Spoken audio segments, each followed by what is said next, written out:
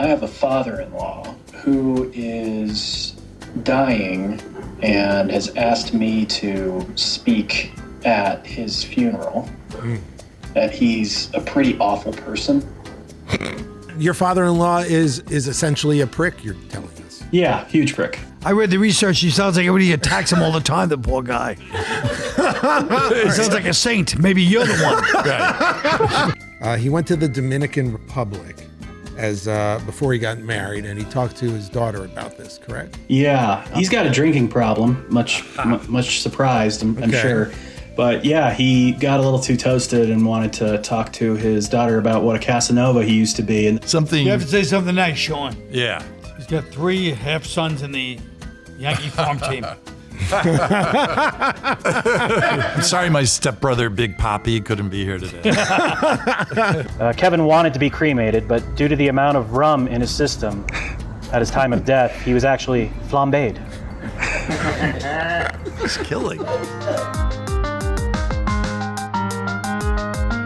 Humor me, my wit is lacking to the nth degree. Humor me, I'll have the Asian salad with iced tea.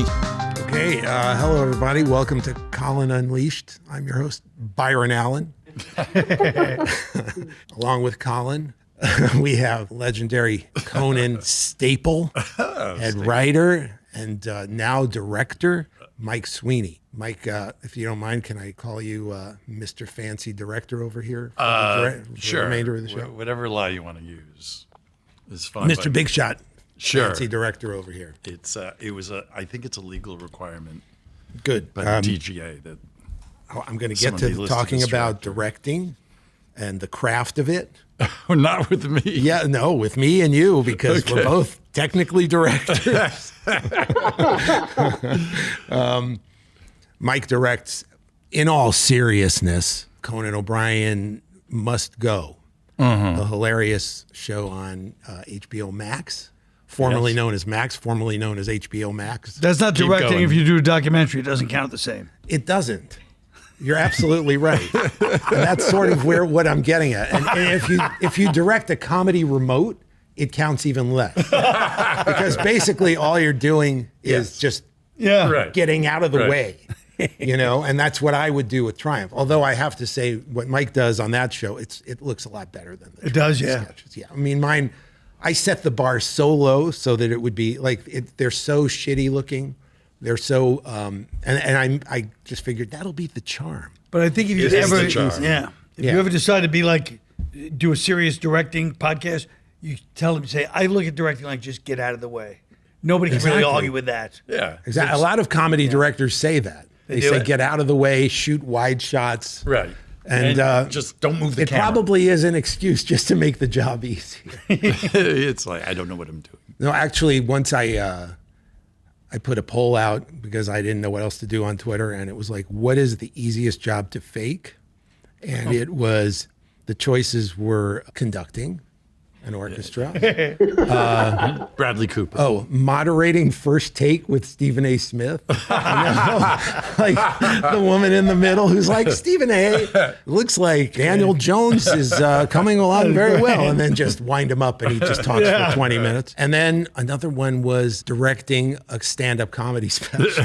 It's hilarious. But Jerry actually, Jerry directed some of your specials. Sure. That probably really did require some directing. Well, yes, I'm a little bit of a, Because you did thematic shows. I did thematic shows. Yeah, so tell me how Jerry directed. I would put that one earlier.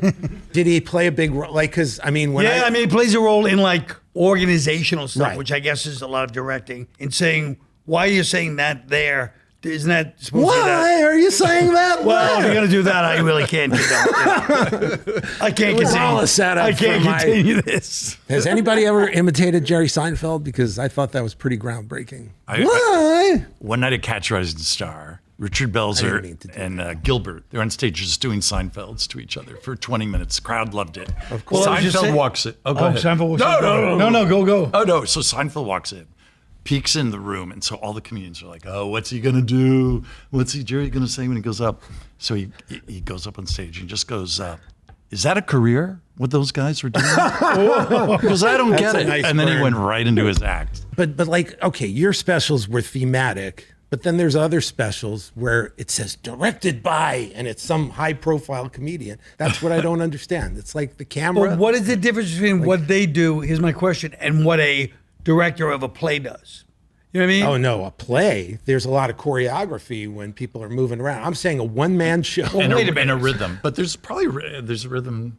Go ahead. Go ahead. No, I'm just saying that I don't understand in a play choreography moving people around. Well- I mean, that's No, there is some plays I'm just like saying that sets change. a director of a one-person show is the same as anybody anybody directing anything, as far as that's concerned, in theater. Yeah, in my it's opinion, pacing, right? It's I guess I feel like because so many stand-ups basically work out their acts on their own, Yes. club to club, and then suddenly here's the director, and it's like, what are you going to tell? yeah, Amy- of course you Amy have Schumer? conflicts all the time, but I mean that's just stand-up personality. You know what I mean? Right, but the stand-up is the boss. I mean, that's what I'm stand-up saying. is the How boss. much is the director really doing? Right. But I'm saying the same with a play. No. How much is a director really doing in a play? I'm telling you. It's just a few More. more people.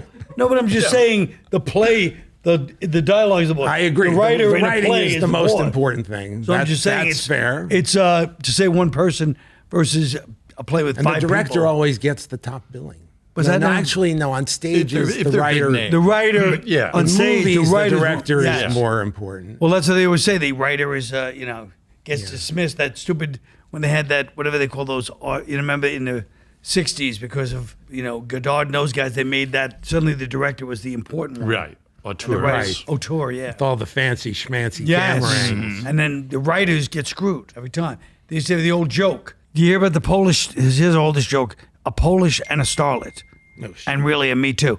Silence your phone. Do you hear about I the? did. It's look at Yeah, the yeah. red. Listen, what I- else am I I supposed don't make to the do? rules Oh, you here. know what? It's my computer. Oh, I'm not Sorry, going we're gonna to. cut I'm not all that finishing shit. this. We're cutting. Oh, no, no. I'm go not ahead. finishing this crummy joke. Wait. It was bad enough.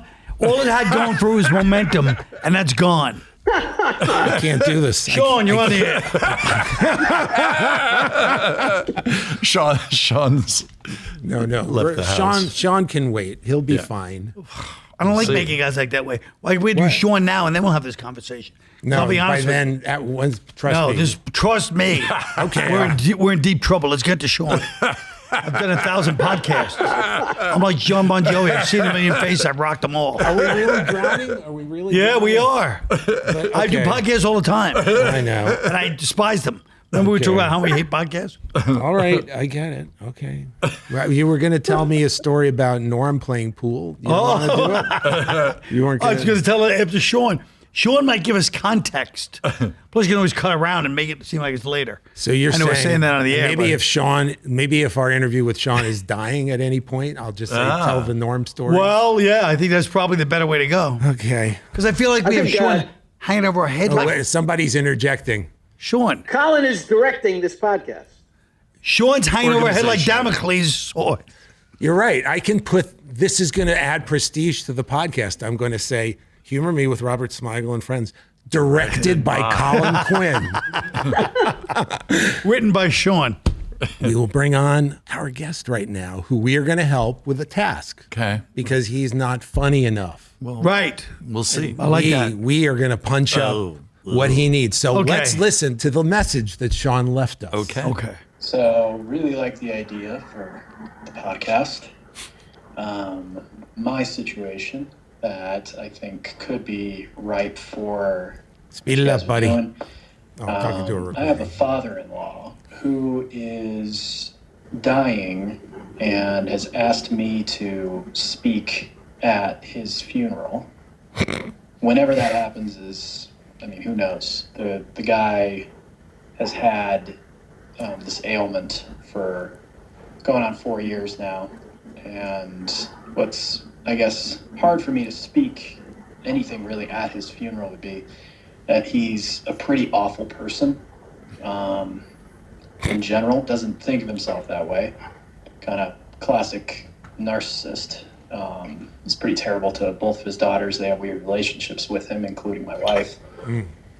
But yeah, I have no idea. I was just gonna, not speak, even though it's his last wishes, so to speak. But yeah, that's the skinny.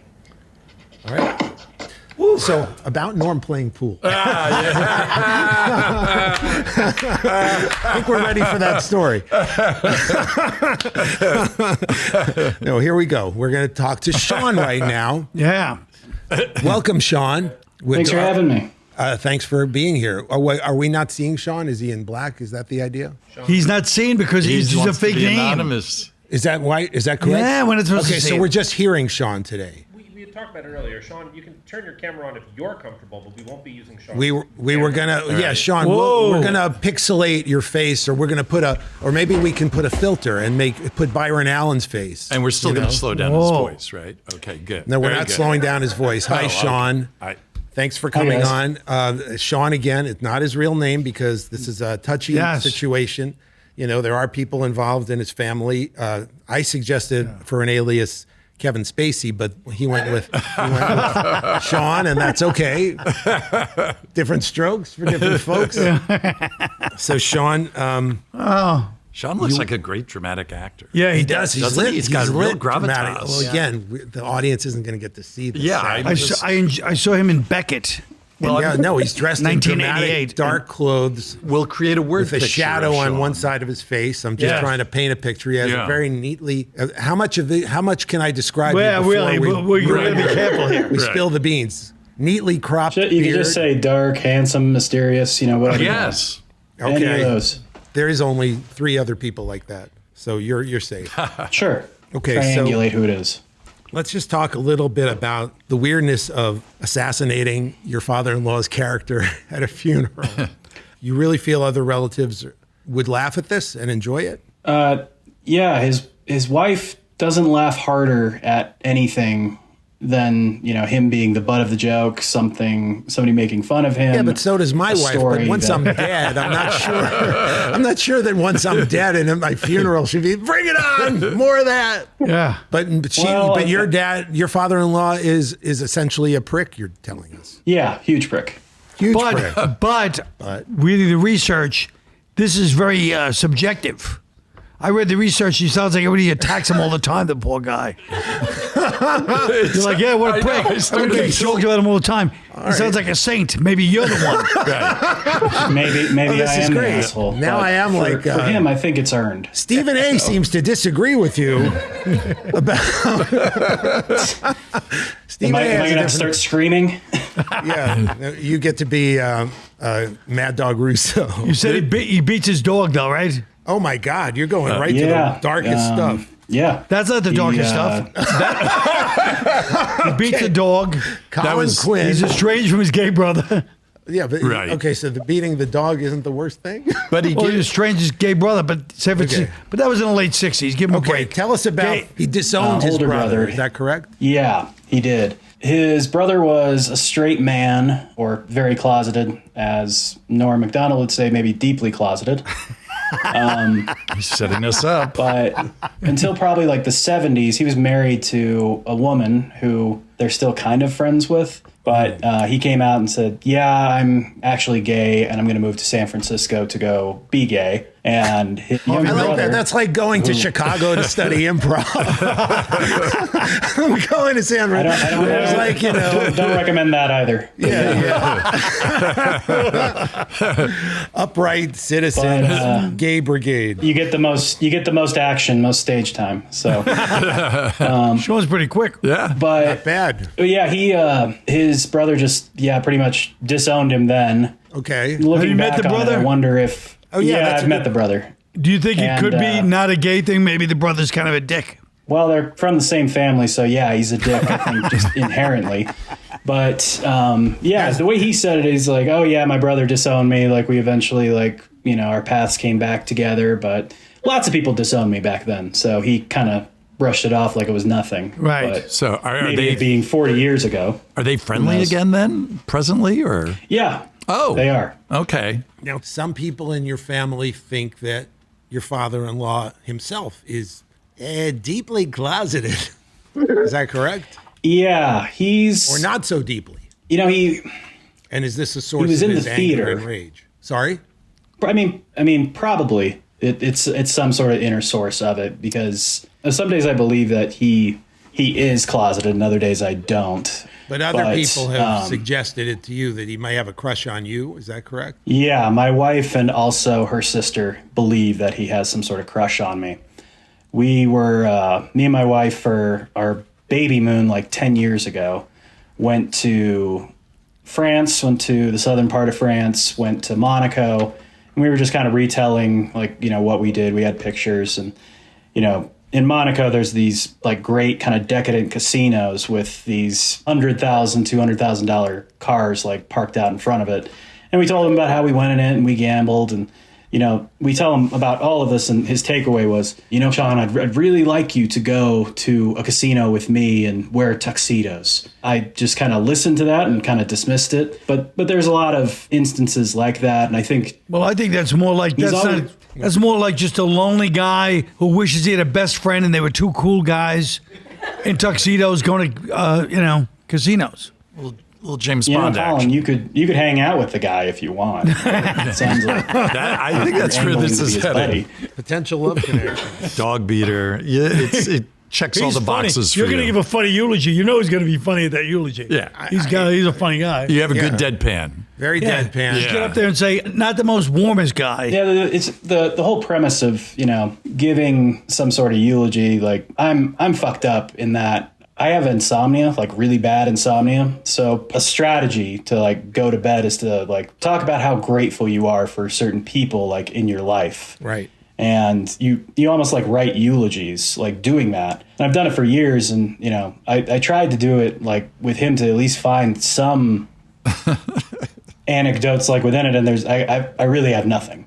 So I've been to a funeral before, like my great grandpa. I was little, but I still remember this.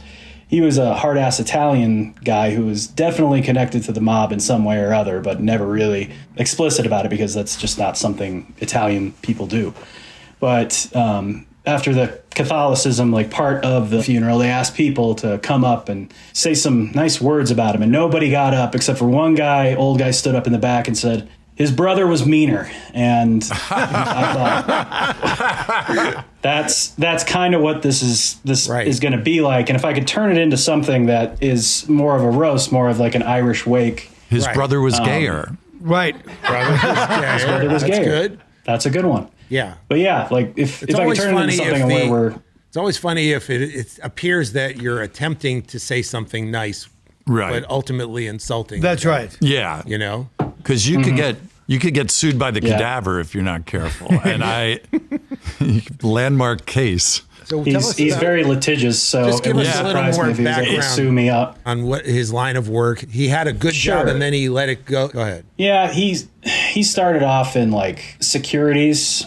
He was part of a company out here that ended up going belly up and really screwed all of their employees. But he went from that to... he was a tour guide, wasn't he? Yeah, from there he went to the Mint and was a tour guide for that. He loves coins. It's one of his passions. I don't understand why, but it seemed like the perfect job for him. And for whatever reason, he had a personality disagreement with one of his higher ups and just kind of up and quit. He disowned him. And I think at that... He was a tour guide. Usually those are bubbly, yeah, was he loving, that kind of job, but... Yeah, he's so hard to describe in the sense that, like, if you were to meet him just on kind of a surface level, you're like, oh, this is a nice kind of bubbly guy. But then the more you linger around him, you start to see... Like John Wayne Gacy? Kind of what... yeah, exactly. just like that, without the sodomy that we're aware of, or the makeup. Well, that's no fun. Was there he was a flower delivery person as well? He delivered flowers. Yeah, I think he went from retirement to needing money at some point or other, and he was delivering flowers, and that job didn't last very long because he kept locking the keys in his van. Right. And having to call dispatch to get somebody out there to unlock the van. And after maybe like the third time this happened, he overheard them on their radio channel. It's like, oh, shit for brains locked himself out of the car again. And upon hearing that, he quit in dramatic fashion. No one calls him shit for brains. From there he started driving old people around in a bus to different events. And not really a bus, more of Not I for don't know, money. the That was smaller just a buses. hobby. It's fun. Yeah, he loved them. They loved him, but he kept crashing the bus into different things, like a parking garage that has clear signs of what Sounds the like a clearance driving is, not really instructor paying for old attention people. to it. Yes, Here's how you what drive not like to an do. old person. Yeah. But he had too many accidents, so he lost that So job. far, none of these stories are the stories of a bad guy. They're just a klutzy guy I didn't want to say, but Poor yeah, slob. little lovable. who Sean has no I love think- for. I The think guy we're all loves- relating to So far, him. here's what I've heard. He loves Sean. Old people love him. Yeah. But he gets in accidents. Right. And he was abused and bullied by the car dispatcher. What a prick.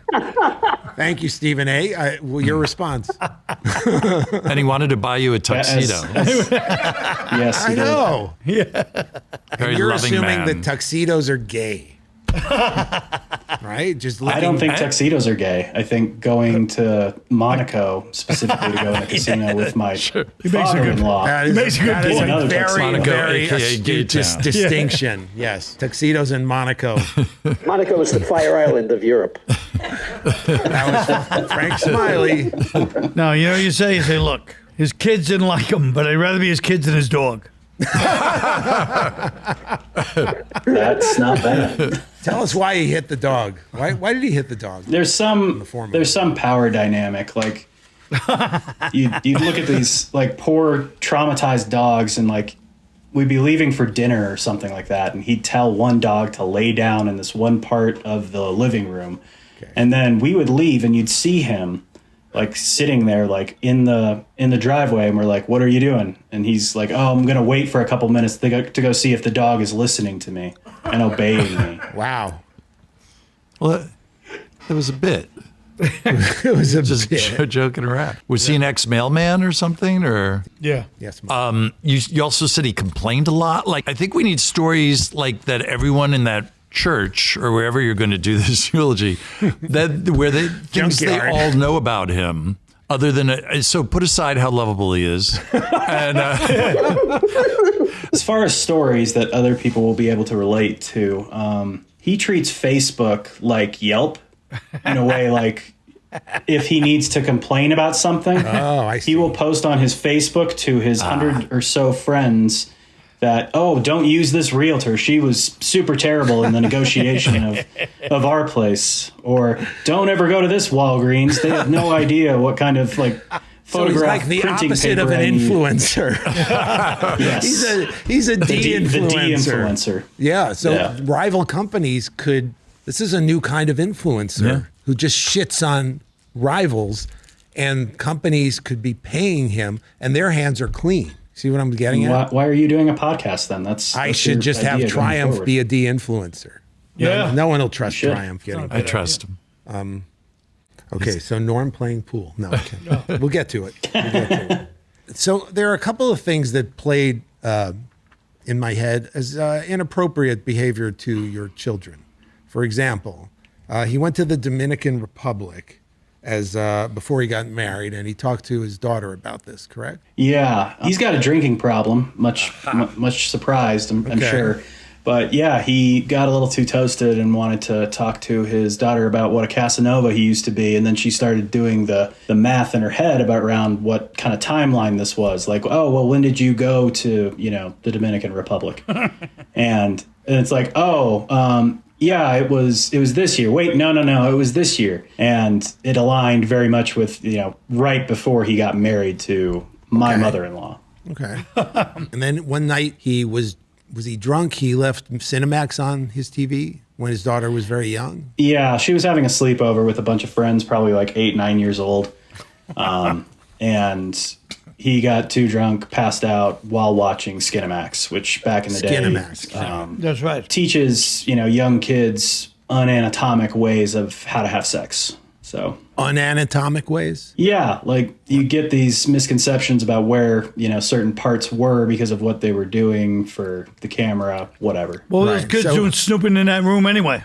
Well, or he should have. They lived on a tri level, and there was no door going to my wife's room, so there's no snooping. I think the lesson is that you should fall asleep to more responsible pornography than Skinamax. It's like the kids finding Something a little Playboy back in the old classy. days.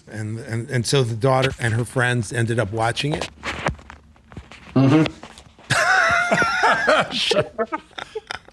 Yeah. Somebody wants to hear the Norm story. Sean's rethinking this whole thing.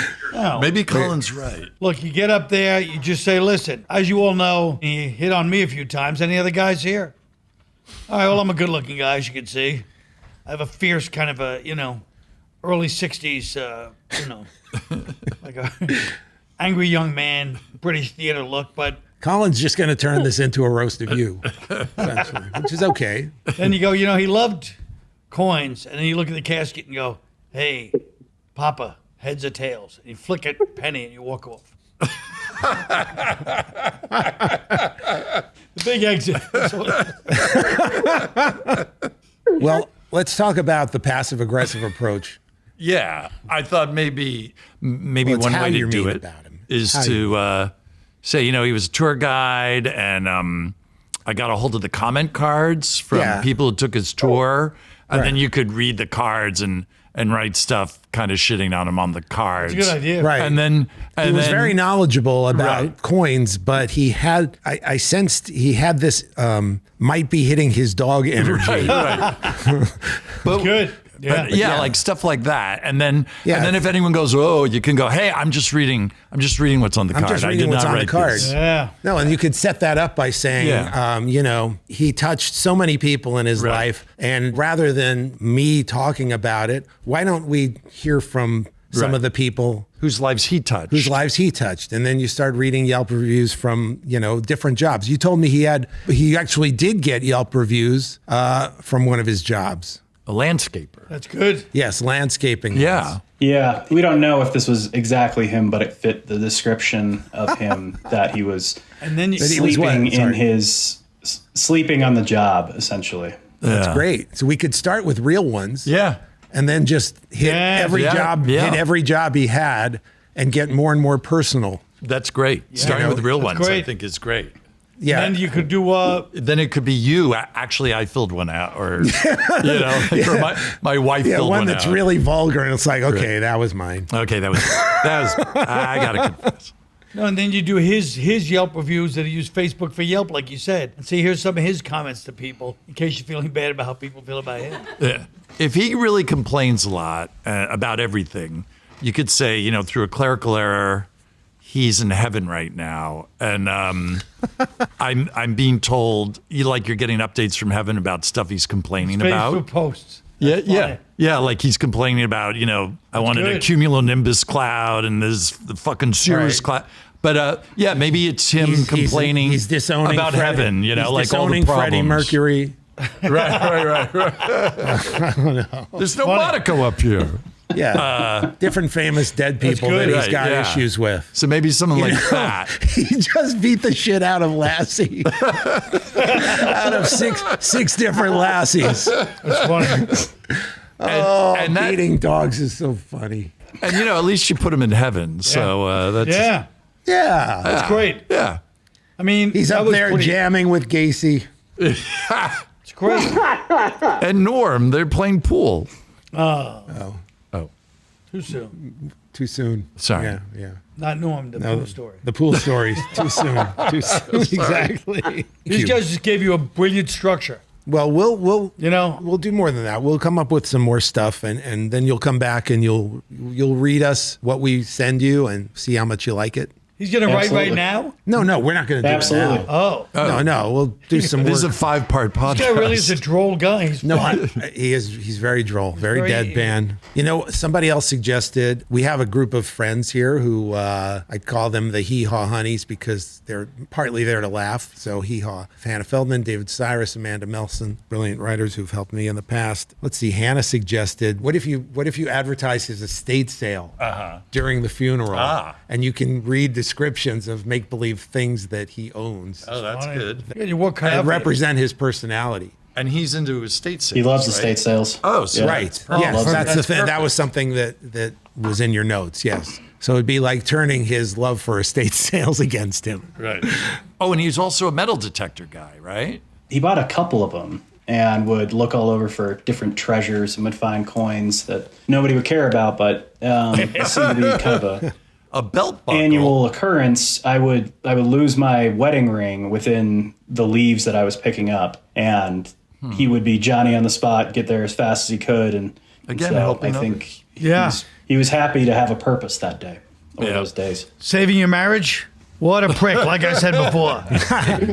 Was there something about him old joining leaf the pile. priesthood? Was that in there somewhere? No, Let he the was a Freemason. He was a Freemason. Oh, yeah, yes. Freemason. He was a Freemason, so that you could say that when he was young, he was a Freemason, and perhaps he considered joining the priesthood, but he chose instead to skip that step and go right to fondling me. That's a good one. That's something. There's Great. Dave Cyrus. I thought that you could also do stuff with, where you start with a compliment, such as, one thing he did right is he helped create your wonderful wife. And based on how gay he probably was, that took determination and sacrifice. That's good. That's good. Going to the gay well a lot. And his love of Monaco is a giveaway, probably. Yeah. I'm These learning kids- so much. I didn't know how gay Monaco was. Yeah, I never heard I never that. thought of that, but I it never- sounds, when he said it, it made sense. It resenates. So you say, listen, the kids. It resonates with 65-year-old I have a men. point of order. Go ahead. Whoa. Can we clarify, is your father-in-law an actual leprechaun? In Hannah's defense, Irish people are among the very last minorities that we can make fun of. That We is have true. permission to make fun of. Absolutely. I'm surprised I haven't done this whole interview in a brogue, just because I can. Like everybody else I have on here, I can't. How do we know this Imitate man's them. Irish? I Well, I because- didn't hear he was Irish. He's got a bad drinking visited. problem. Look, I Irish also way. had an Irish grandfather. I know a thing or two about He's Irish, hoard. very Irish. And he loves the coins like Loves the coins. leprechaun. Ah, right. That's an Irish thing, because that's a Jewish thing too, supposedly. So I'm told, based on some jokes that I've read. We love a bog. How tall is he? 5'9", so Okay, I think that's enough racism for one show. This is 2026 or whatever this is airing, and Well, if it's an Irish roast, you're going to slam him. I think you have to get sentimental at the very end. And even if anyone had problems with him getting roasted, their hearts will melt at the end. That's right. Something. You have to say something nice, Sean. Yeah. That's going to be your hardest task of Yes, all. the last sentence. Well, you could say something like, Raise a glass. based on how many women he claims to have had sex with in the Dominican Republic, he's clearly not afraid to spend money. He's got 3 half sons in the Yankee farm team. I'm sorry, None of whom are here tonight. I'm sorry, my stepbrother, Big Poppy, couldn't be here today. Is there any chance that he could die soon? Because it would be great to actually get you to do this at the funeral. That's Frank, our producer, who is Yeah. the only podcast with a producer who is a cartoon sewer rat. Very proud of that. Frank collects Smiley. guitars, too. Go ahead, Frank. Why isn't he dead? When's he going to die? Yes, that's my question. I mean, is it for best bang for our buck would be if we got you to do it at the funeral. So, what are the chances that he might croak? it's very possible it could be soon. I'll say that. You Can can't you speed it see. along? He's another sign of an Frank, evil we're guy. good. What? He's big on gift giving and always wants to give gifts to people. Another sign of a prick. He's great at guitar, loves the Beatles. Oh, you gotta make That's fun of right. it. He likes the Beatles. That's and hello, goodbye. He loves the Beatles, and hello, goodbye are the only things his kids say to him on the holidays. Yeah. That's his favorite Say at band. work, he sings "I'm Only Sleeping." We can name all the Beatles. Well, that's a good area. You know what my concern is? He also wanted to hold my hand. We're The getting Beatles somewhere here. B-side, not well known. I locked my keys in the car again. They did that on the BBC. A rarity. Live. It's a That's- Maybe you real can drive my That's car. a. Maybe you can't drive my car. No, like the microphone. Oh. I'm sorry. Right. It's all good. You need to go, bud. This is- I'll be done soon. This is up there with the Cinemax. What happened? Yeah, right. Is everything okay? Do you want to take a moment? Or are you're okay? No, we're good. All right. Okay. The kids are Okay. like, why are you disparaging Grandpa's good name?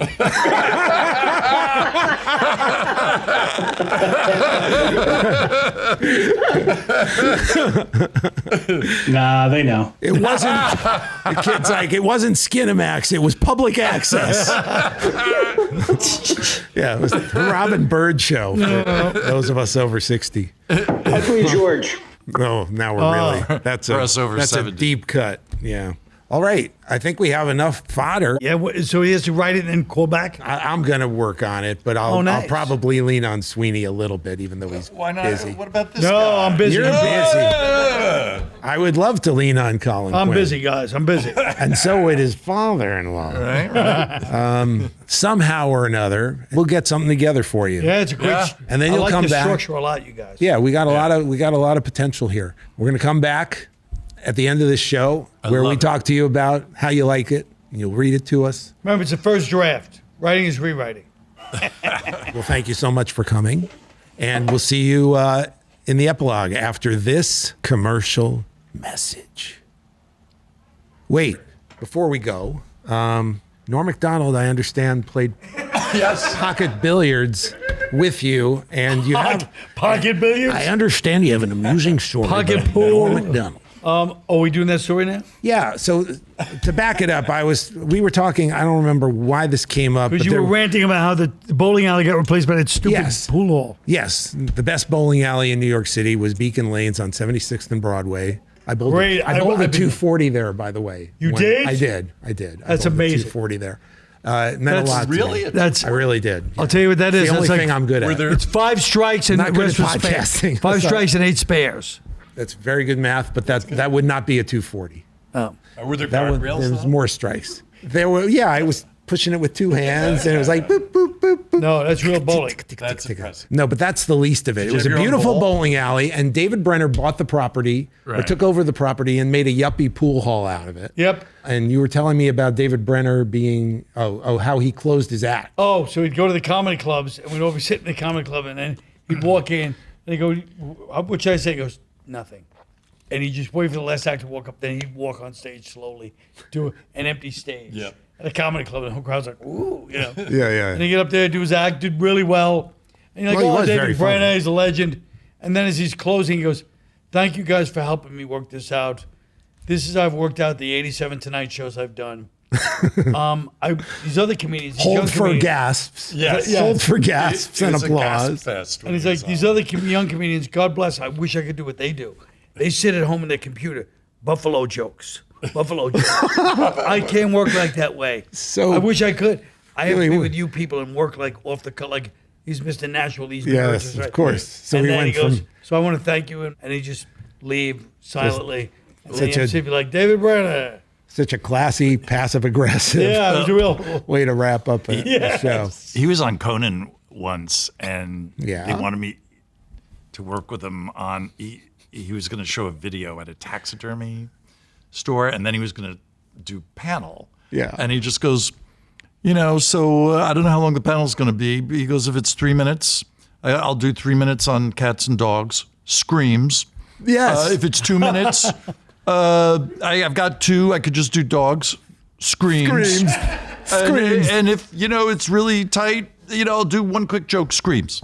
And Yeah, it took me, I was like, what are No, Conan told me this story. Yeah, Yeah. that he would just break down his act. Screams. Screams. Screams. Screams. Just very casually, So I shot him after the show just saying screams to camera, going screams.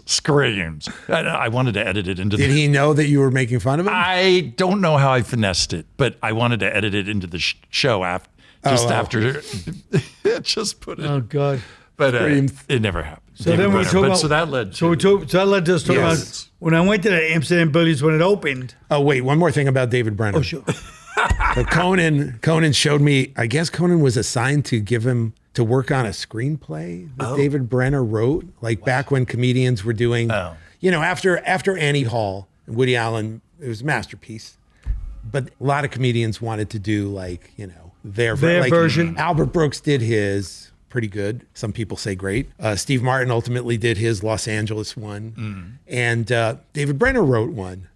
And Conan showed it to me. Of course, there's the sidekick buddy. And usually, there's a little bit of dignity in the way this is written. They always, make themselves look kind of good. You know how comedians sometimes they'll write themselves like really cool dialogue when they're talking to women? Sure. Yeah, that's always kind of creepy. Like watching them be incredibly smooth. But in this case, David Brenner is walking with his sidekick buddy, whoever it is, his Tony Roberts, and and the guy is saying to him, "Why are you always so upset?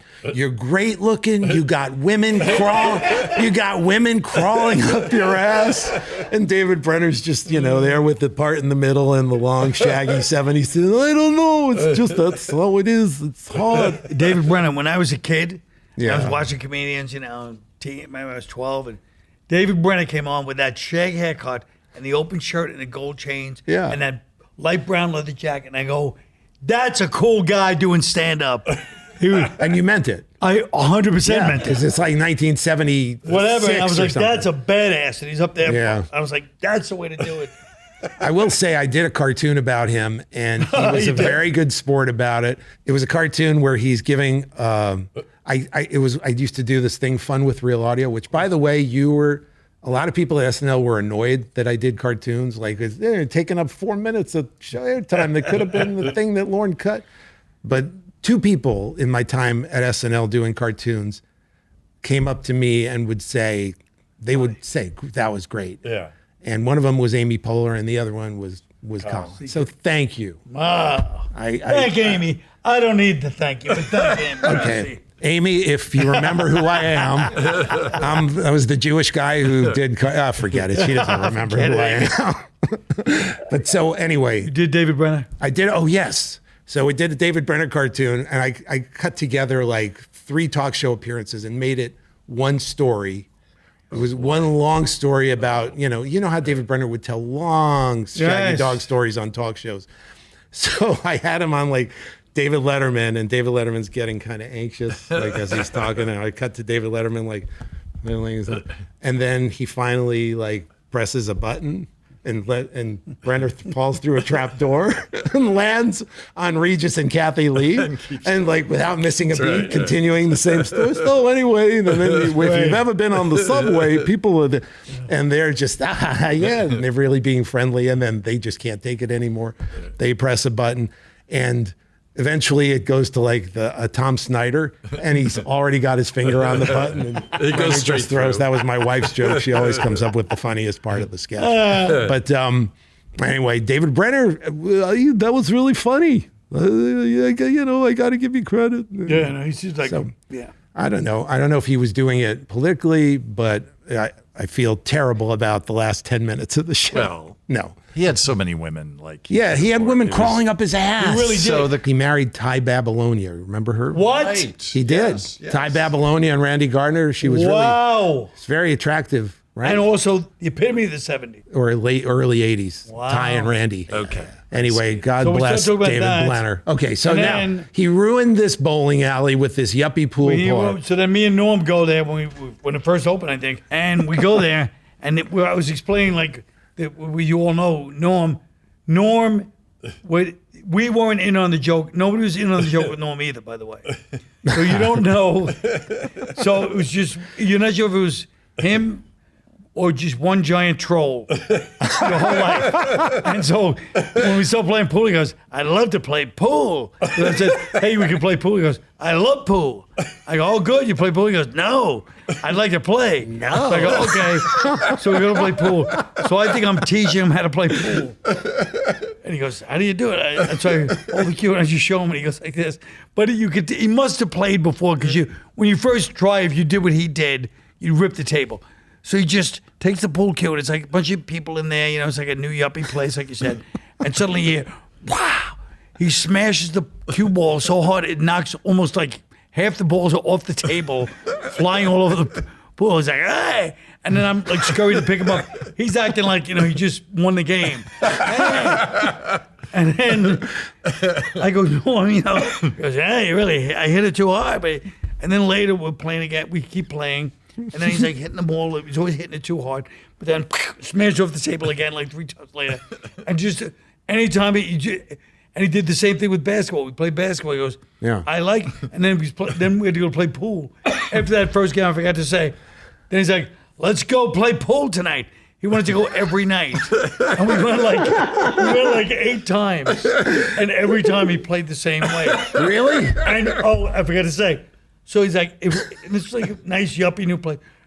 He starts cursing and screaming if the ball went off the table, if he didn't get it. He starts screaming like everyone's jumping up. This is so perfect. I believe that he partly did it because it was such a stuffy, yuppie, pandering place to like. He's like trolling everybody in the place. That's correct. As opposed to if it was like a beaten down old place where with old guys, he'd love those. He loved those guys. Yeah, he would never have fucked around like that. No, he would have been like talking to them and like, hey, what do you? He loved those guys. Yeah, Did anyone try to show him like, Norm, just take a little. No, they English just off. kept away from the table. It was like because he was screaming and cursing and I love smashing that. things and yelling like he'd yell like, hey, even if he was happy, he just caused a ruckus. He liked to cause a ruckus, Well, thanks for that story. Thanks for helping out. Thank you, and good luck to Sean. I'd like to Sean, actually know the results. And good luck you to will. the father-in-law. I kind of hope he goes another 20 years just to. Oh, come on. Not Frank. Frank's like, Frank's waiting for What his can we do? How can we make this work for gotta the show? Yes. Do we have the budget to fly to where? And we'll finish him off. Steal his coin collection. Numismatics. got a thing that needs to be funnier? Tell us about it at speakpipe.com/humorme. If you're like me, and I know you guys are just like me, Yes. Jewish, Yes. wear a baseball cap to cover your Yes. receding hairline. I'm reformed. That's okay. All That's right. okay. I'm not judging you. If you're like me, you tend to feel guilty about the products you advertise on your podcast. Indiscriminately, you present seemingly casual conversations that are only designed to hawk a product. Am I right? Absolutely. Yeah. How many times have you been part of these kind of? Oh my God. Yeah. I lost count. To hawk a product that I know little or nothing about. Right. Well, thankfully, there's a new product on the market that alleviates those nagging feelings of guilt that every podcaster wrestles with. It's called Rashi, Ratioy, Rashi, the new app that rationalizes every disagreeable action that you take. You simply type in, here, I'll do it now. Simply type in the unpleasant feeling that you have, and you describe what you did to get that feeling, and Rashi does the rest. So here, let me demonstrate. Spelled like ratio-y. Yeah, it's spelled like ratio. No, but it's Rashi because you're rationalizing here. Now, let me help you out here. You're Let me demonstrate. rationalizing the way it's spelled right now, so it does work. Colin. Okay, here we go. I pretended to like a movie with Julia Roberts that I didn't even watch in order to satisfy the obligations that come with hosting a show that makes me feel relevant and whole, even as I know deep down I am neither. Okay, let's see what Rashi says. Oh, here's the readout. You work very hard, and there's nothing wrong with wanting a little recognition for that. It's called being human. If telling a few white lies, this is great. If telling a few white lies about some products is the cost of feeling better about yourself so that you can be a better husband and father to your kids, that's a pretty good investment in your family's well-being. Wow. That's a really good rationalization. Yeah. What was it, Good Mystic app. Pizza? Sorry? The Julia Roberts movie. The Julia Roberts. Oh, the movie. That was her breakout. No, it was their new movie. It was the new movie. What's it called? After the Hunt. Yeah. Oh, I did a glowing ad for it. You did? I didn't see it. I don't like her. Written. She was mean to Conan once on the David Letterman show. She was. Written in Not a fan, but I gushed. 2017. I gushed. Oh, wait, there's more. There's more rationalization Oh, boy. here. Oh, this is good. Do you think Elton John really eats Doritos at his age? Of course not. But he has two beautiful young children that he wants to impress by doing a Super Bowl ad since they don't appreciate his music. He's human and he works hard.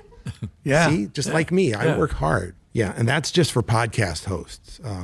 But Rashi works for anybody's nagging guilt. Do you have anything you feel guilty about that you'd like to tell Rashi about? Question. I got plenty. Let me think about it. Where are you, Mike? Jam in. Something you feel right now. I feel something you bad feel if Sean's still listening. Here, I got something one for Mike. He's listening. I got one for you. Okay. I have suckled at the teat of Conan O'Brien. That's correct. For half my life. No, only don't make it worse. 30 years. For almost less than half. Almost half my life. It was more than half. I'd kill myself. Almost less than half. All while secretly hating him. I'm sorry. I know you don't want that out, but I just think I want it to work for you. Yeah. He told me he was. I want to sell the product. Yeah, he told me the people of India despise Conan from his behavior when they went on that trip. Again, I told that I'll cut out. That I will cut out. Okay. The nation of India despises Conan. Despite my hatred, I have won Emmys and praise. Yes. And that's important to me. No praise. But not praise from Conan. No, I mean from anyone. Well, I'm sorry, go ahead. No, I'm going to use that. No, I haven't gotten enough. I'm still not satisfied. No, not after and I feel guilty that I am not satisfied with one of the few steady jobs in comedy, especially these days. Right. In these times, that is fun and easy and cushy, and only requires me to overcome my guilt of leeching. Yes. That's my situation. Shamelessly leeching. Sorry, Jesus. Shamelessly leeching. Okay, let me put that in. Good. And, here we go. Wait a minute. You work very hard, and there's nothing wrong with wanting, it's saying the same thing it said to me, with wanting a little recognition for that. It's called being human. If sucking up to someone you hate is the cost of feeling better about yourself so that you can be a better husband and father to your kids, that's a pretty good investment in your family's. Okay. Oh, I love it. Okay, fuck this app. I'm sorry. I feel bad. Wait a minute. I can't feel bad. Oh, yeah, very nice. Because it's my sponsor. Sure it's still on the air? Rashi, the app that helps you rationalize in real time your guilt, almost anything. I feel guilty a little bit. Okay, Stinky, what do you feel guilty about? The bit's over. I thought that was a good ending. I thought that was a good ending for the bit. But what am I going to do with yours? I'll just type in the same thing? Yeah, the more you do it, the funnier it gets. I feel the more people walk out of the podcast, the funnier it is. Sorry, Frank, go ahead. No, I just feel guilty about contacting Colin about this podcast. Oh, okay. He did have a button. There's your button. Colin, I'm sorry. That's good. That's okay. Thank you. You're not going to be upset with me, are you? You wouldn't care if I am, Frank. Don't act like you would not care. He's delighting in your upsetness. Exactly. He wants you to be upset. Exactly. It's okay. All right. Please tell me you're upset. All right, I'm out of here. Rashi.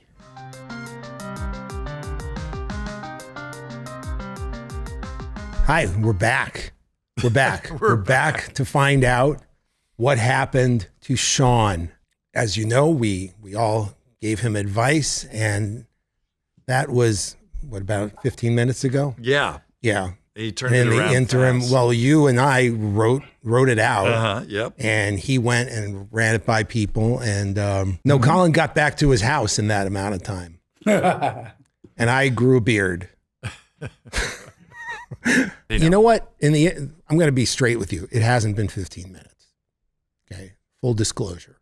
It's been a few months. And one of the things that happened within those few months is that Mike Sweeney here was a major contributor to Conan O'Brien's Oscar performance. And This is my fault. Oh, it was magnificent. I want to ask you about one specific moment. Okay. That made me laugh harder. And the whole show was funny, really funny. But there was a moment between acts. Okay. A commercial break All right. thing where it's like, The Oscars, the 84th annual or whatever fucking year it was, will be back in a moment after this commercial message. And what we saw was Conan in a lab coat with slides of, what was it? They were X-ray, chest X-rays. Just chest X-rays, and he's got maybe a pointer. And he's explaining the chest X-rays to who? Those are the producers of the show. The producers of the show, but they just look like regular citizens. And, and that's it. And it's 15 seconds 15 without sound. seconds. It's just typical backstage kind of shot at the Oscars, except Conan's in a lab coat explaining X-rays. It's the best. Well, last year, the day before the Oscars, they said, we're doing this 15-second where you're just talking to the producers. Oh, and I have to, Conan immediately was like, wait, what? I'm just talking to them? You can't just do that. Right. So he's like, I have to say right on the spot, he said, I want a map of Europe. Oh, good. Oh, I want I forgot that. Okay. And so, and that was the 15 seconds. It was him gesturing to a map of Europe. I think World War II Europe with a pipe. Nothing better. Yes. So then this year. With the, the corniest part of the show. I thought it was brilliant writing. Who wrote that in memoriam segment? Well, it was our idea to break it into 3 long segments. That was very funny. The idea of Robert Redford dying. Who came up with that? Sean is seething right now. This isn't all about you, Sean. Okay, Sean, you had your. I'm gonna let you finish, Sean. But Sean's learning about show business. Exactly. No, I haven't seen Sweeney in a few months, and this is pretty cool. So, Sean, in the months that have passed, we wrote the eulogy for you for your father-in-law. He didn't die, correct? No. What went wrong? Did not die. What happened? I don't know. His cardiovascular system is failing. His liver's failing. His lungs are failing. I'm not sure, to be honest. So, apologies to Frank. If I had my way, he'd already be in the ground. Well, is there anyone we can sue? Because iHeart lawyers are very powerful. The emergency physicians that put a stent in him 3 months ago. We can bitch about them. There's nothing you could totally do fine. to speed things up. It's fine. What's done is done. Might as well deal with it. He's alive. Colin loves the guy, so Colin's happy about it. I did like the guy. Well, what I did was you guys came up with a lot of funny ideas, and Mike and I kind of fleshed them out. How would you describe it? We wrote it out. And then sent it in an email. And then what we emailed, it's called email. I believe it was email. It was sent by email. It was put on a document called a Microsoft Word document, sent to email, through email to Sean. And Sean, all we could do is have you practice. So we just decided to have you stage a eulogy in front of some friends of yours who know your father-in-law. Correct? Yes, present tense. Okay, and where did you do this? We did it at a friend's house. He was kind of going through somewhat of a crisis, so all these people from all over the state, all over the country came and hung out with him while he was going through this, but it happened to be a good time to inject some levity into the situation. I love that a eulogy, a guy practicing a eulogy is injecting levity into his situation. Well, it's like a roast. It is like a roast. Yeah. The eulogy is, and the guy's not dead, so it really played like a roast, a future eulogy. And you did this in his backyard? Yes. So that feels kind of deathy, like doing it outside, by a cemetery or something. Yeah. Like that kind of eulogy. Some people do that. Just bury the guy and it was in front of a fire, so it could have been like, a Viking funeral. Oh, yeah. Something like that. Oh, nice. Right. And we tried to give you as many jokes as we could, some of which we pitched in the moment, some of which came out of some of Mike's. Mike had some general areas. Why don't we listen to what you did? We recorded it, and then we'll kind of analyze how you did. Ready, everybody? First, thank you all for being here. For so many of you who knew Kevin, I know this must be hard for you to all show up to his funeral. You know, before Kevin passed, he asked me to say some things at his funeral. He wasn't sick at the time. I think he just brought up the idea of dying to cheer me up. That's the kind of guy he was. Not bad. The dog. They do say in tragedy there is often joy, or at least based on how happy his widow seems. But I'm here for you, Kevin. But as you know, Kevin wanted to be cremated, but due to the amount of rum in his system at his time of death, he was actually flambéed. He's killing. Let it be said, this man was a wonderful husband who never laid a hand on his wife, not even to hug or kiss her. A father who didn't just teach his daughters about what kind of man to avoid, he showed them by example. Look at that. Very well He was a generous man, loved giving his kids presents at Christmas, and they never found the gifts since, just like Kevin, they were deep, deep in the closet. Wow. I hope that doesn't offend anyone. I know that if I was gay, I'd be highly offended to find out that Kevin was one of me. But there was a positive side. Kevin warmly embraced his relationship with his gay brother only after 2 decades of him shunning him.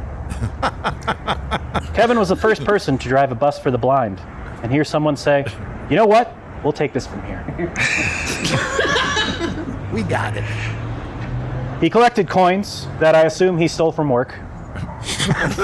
He was a tour guide at the Mint, where he showed thousands his ability to point at coins. We actually found a couple reviews. Stop the tape. Stop the tape for a second. Why didn't they laugh at that? That was good. Little dry. He showed his ability to point at coins, right? I like that. It was great. It was a subtle one, but it's great. It's a subtle one. Well, you're following deep in the closet jokes. It's. I guess. And you said, you had 3 coins. I just want, when I write a eulogy, I want the whole thing to murder. But the coins, you said coins. You said coins twice before, so they were a little confused. Right. Always do the coin jokes before the gay jokes.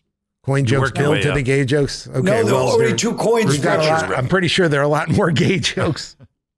Oh, well, then we're have to spread them out. Okay, so now he's setting up your bit about this is all great. The reviews, the Yelp reviews from Kevin's work. Okay, here we go. We actually found a couple reviews of Kevin from Yelp. Allow me to share. It was so weird. I've never had a tour guide who just sat in a recliner and told us, "Knock yourselves out." And here's another one. The Mint was lovely. Our guide Kevin mentioned quarters for a minute, then started rambling about how many pesos it costs to sleep with 9 women in the Dominican Republic. Oh my God. Yeah. A little bit of a stretch. You have to be there. Yeah. Our tour guide Kevin, for some reason, told us coins are a choking hazard for dogs, and then inexplicably gave us tips on the best places to scatter them on the floor. Okay, Pause it for a second. Pause it for a second. I actually lost track of that joke. What was it?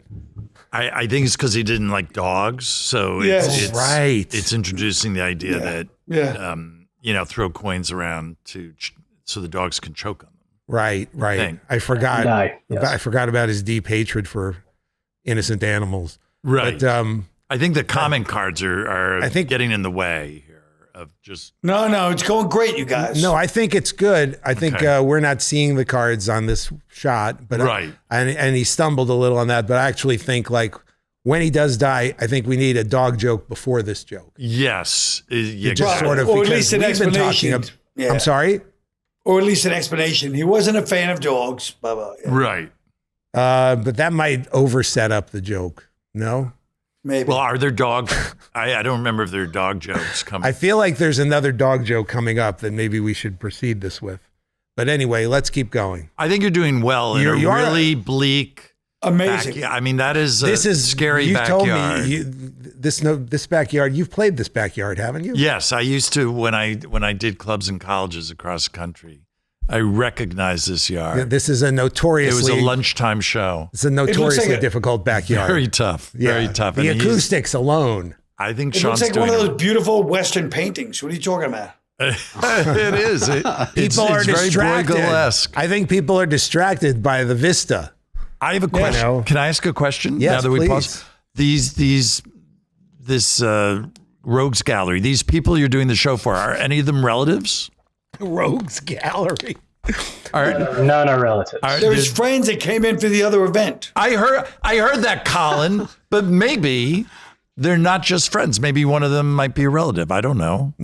Okay, what if he is? Wow, this has taken such a dark turn. I hope Colin and Sweeney can get their friendship back in order. Oh my God, are you kidding me? This is our love language. That's nice. I was just curious. So okay, but all these guys. You're happy now, you know. I'm happy. I'm sorry. Listen, They're no relatives. Look, edit it out. I'm sorry to make things take too long to record. I gotta know if they're relatives. Has his answer. I was curious, but all 5 of these guys knew your father-in-law. Not all of them.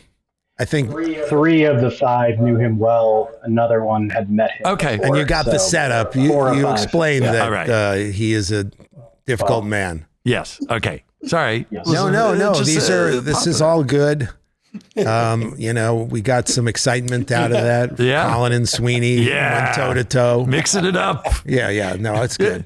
Colin, you come down here and say that to my face. Yeah, that's why we didn't want Colin in the studio, because the last time, Oh my God. it got ugly. the cashews, that's why we don't have any cashews this time. They just were tossing cashews at each other like nobody's business. Anyway, sorry. Continue. back to our show. And then this one right here. I've never met such a flat-out asshole as Kevin before. Okay, that one was me. That's a good finisher. That's good. Kevin was a man of many interests. We all know he loved the Beatles, much the way that Hitler loved Wagner. He loved the Beatles and knew all their songs by heart. At work, he would sing, "I'm only sleeping." And he passed that love on to his children. Pause it. I don't think this crowd knows the song "I'm Only Sleeping." They're like, Revolver. so where's the joke? Where's the joke? They're like, should have said at work he would sing "Hey Jude." Well, it's also We know "Hey Jude." it's That's hard all. to attack a guy for liking the Beatles. So that's a tough. No, I think honestly, premise. look at these guys. Look at what they're wearing. You think they're Abbey Road enthusiasts? You never know. I'm Only Sleeping. Not the first song you think of No. as a Beatles song. So you know what? For the real eulogy, we're gonna polish this up and give you a few more based on some recognizable Beatles songs. Then you get to "I Only Sleeping." I'm only How sleeping. about Penny Lane, since he's Right. going to the Mint? Or we'll start with "Flying" from Magical Mystery Tour. We know how we got it. No, but the Mint, Penny Lane. The No, Mint. that's a good one, Colin. But you know what? I don't want to put another ounce of work into this until I know this guy's dying. I'm just saying, Sean's going to call us, like the day before the eulogy, and we're going to punch up the Beatles part for him. Yeah. Okay, let's keep going. Who on the holidays, hello and goodbye are the only things they say to him. That's good. When Kevin was young, he was a Freemason, and he actually considered joining the priesthood. But he chose instead to skip that step and go right to fondling me. That is His favorite nice song and to dark. sing to me was "I Want to Hold Your Hand." Yeah, that probably. And I'm probably missing a lot of good qualities Kevin had. Generosity, for example. Based on how many women he claimed to have sex with in the Dominican Republic, he was clearly not afraid to spend money. And he has 3 other sons, all in the Yankee farm system. And I'm sorry that my wife's stepbrother, Big Poppy, could not be here to join us today. That's solid if you know I'll say the, this. the history. One thing I know he did right is he helped create my wonderful wife. And based on how gay he probably was, that took determination and sacrifice. Oh my God.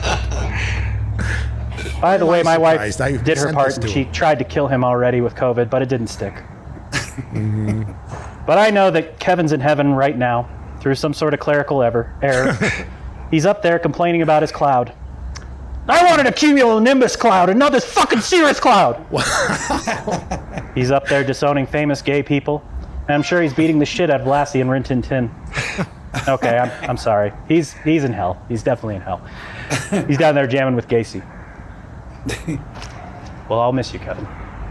End on a gay Why did you pause it? No, That was That's the great. end. That really you is the end. guys. That I was think you great writing, and great performing. I Thank thought you. Sean. Thank you, Colin. Sean, you were great. Sean, you delivered the jokes really well. Yeah, He delivered it perfectly. You delivered them perfectly. I think there are a few moves we can make for the They actual. were fat-free. It was a fat-free roast. Boom, boom, boom. So many jokes. It was great, you guys.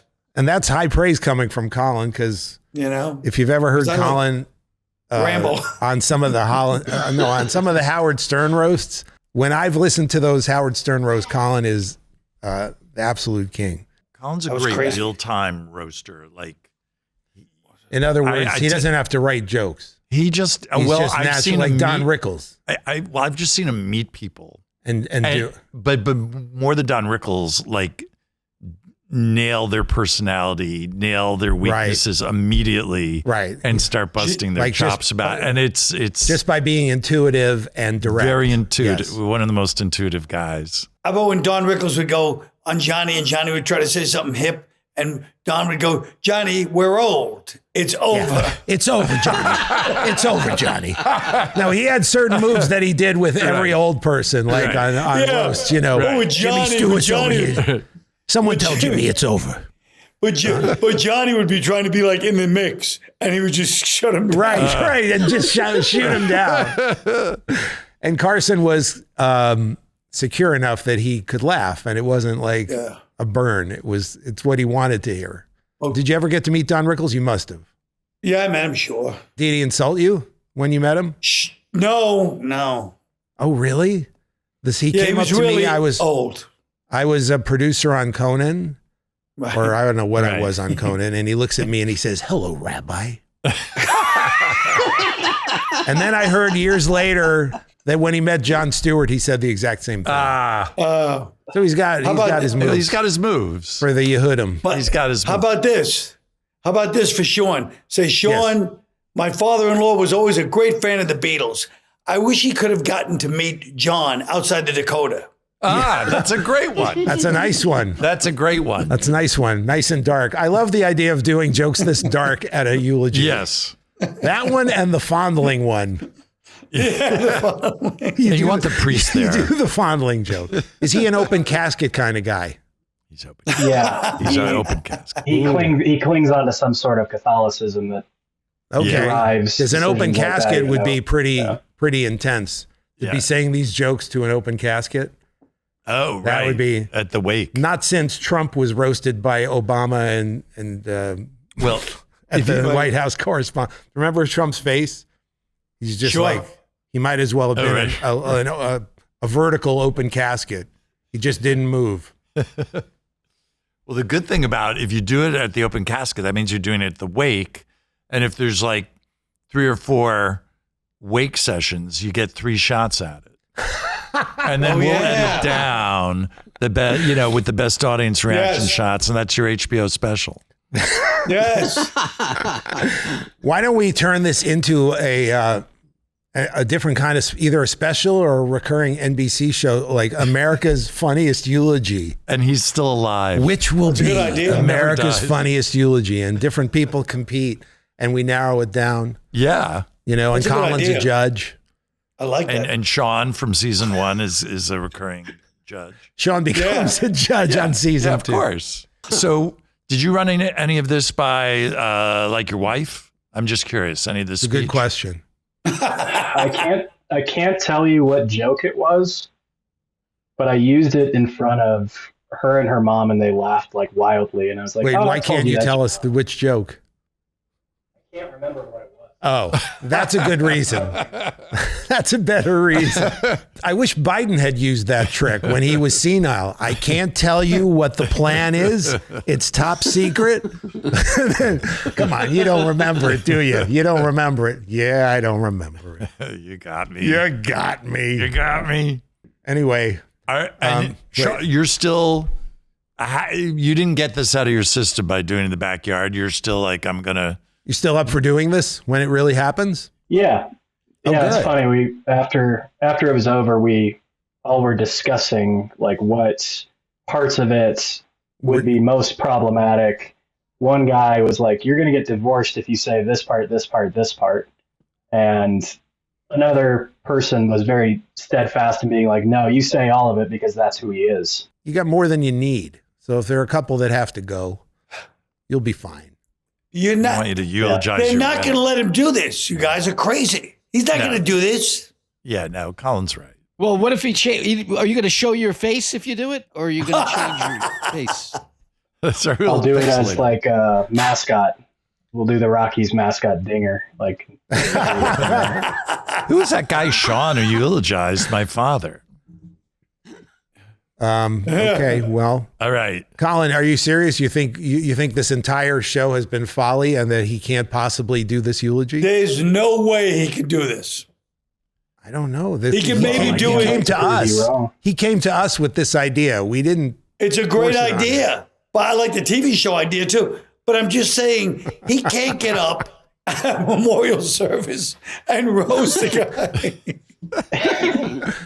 There's going to be the front seats are always the oldest relatives in the room. He probably has it's going to be a nightmare. Okay. All right. We'll see. We'll see. Follow up.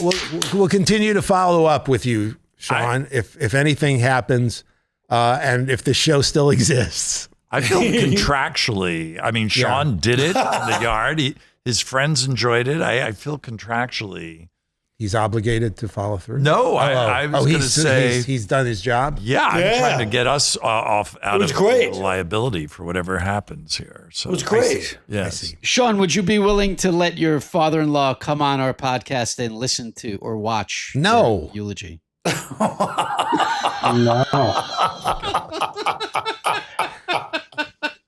Maybe I'll wait until he's in like hospice care and then I'll go. Yeah, where he can't hurt him. No, he's reaching out for. I get you. I get you. You make the hospice nurse cry. I barely know the man, and I can't believe this. This is so inappropriate. He's a monster. Who put you up to this, Frank? Wow. All right. Well, yeah, I think Mike's right. I think we've done all we can do, and the rest is up to you and God. So you and God get together and figure out when he dies, who does what. Right. Running order of jokes. I don't think God will be involved in that. But, oh wow! Maybe Colin wants to do. You don't need us. Let's end it on the darkest thought imaginable. No, I'm a judge on the show.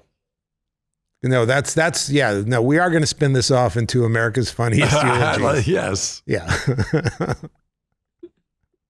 We're all going to need work after this episode. All right. Thank you so much. Thanks, Sean. Thank you, Colin. Thank you, Mike, buddy. Thanks. This was a lot of fun somehow. Thanks, guys. See you next time. Nice meeting you guys. On Humor Me. Humor Me with Robert Smigel and Friends is a production of iHeartMedia and Big Money Players, created by Michelle Sachs Smigel, who executive produces with her loving husband, Robert. Produced by Frank Stinky Smiley. Executive producer for iHeart, Jenna Cagle. Video producer, Daniel Goodman. Additional material by David Cyrus, David Feldman, Hannah Feldman, Amanda Melson. Edited by Robert Ash. Humor Me theme song composed and sung by Tazon Day. Don't forget to subscribe and follow to get new episodes of Humor Me each week. And while you're there, rate and review the show. That is, if you liked it. If you didn't, this conversation never happened. And we'll see you next week.